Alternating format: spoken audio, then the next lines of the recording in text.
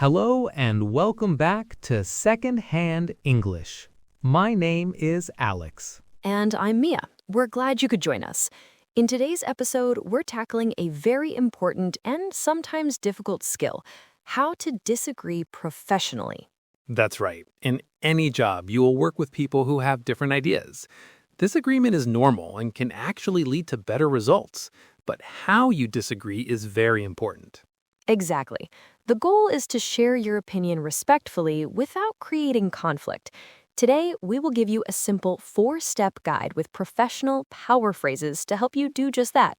First, let's imagine a common workplace scenario. Your team is in a meeting, planning a marketing strategy for a new product. Your colleague suggests one idea, but you think a different approach would be better.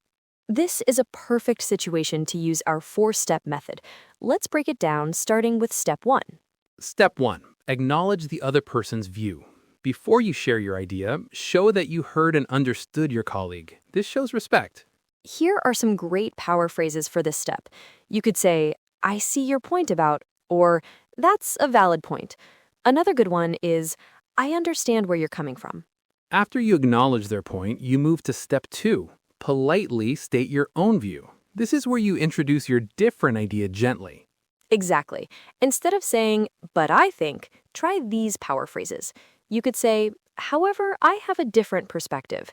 Or, from my point of view, you could also ask a question, like, have we considered...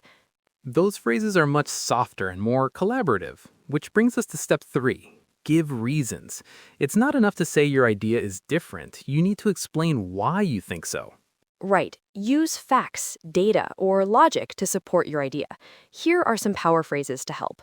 My concern is that, or the reason I suggest this is because, if you have data, you can say, based on our last report. Finally, after explaining your reasoning, you want to move the conversation forward with step 4. Suggest a solution or compromise. The goal is to find the best path forward for the team. This shows you're a team player. You can use power phrases like, how about we? Or perhaps we could find a middle ground. A great collaborative phrase is, what if we tried? Okay, we have our 4 steps and our power phrases. Now let's put it all together in a role play of our marketing strategy scenario. Mia, you will disagree with my idea. Okay, let's do it. You can start, Alex. For this new product launch, I think we should focus our entire marketing budget on social media influencers. It's the best way to reach a modern audience. That's a valid point about reaching a modern audience, Alex. Social media is definitely powerful.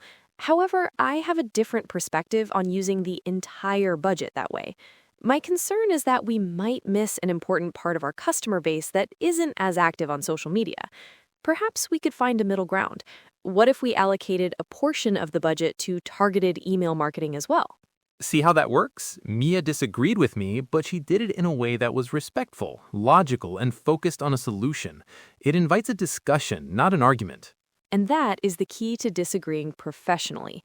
Let's quickly summarize our main takeaways for today. Remember the 4 steps. 1. Acknowledge their view. 2. Politely state your view. 3. Give reasons to support your idea. And 4, suggest a solution or compromise. Using professional power phrases for each step will help you communicate clearly and respectfully.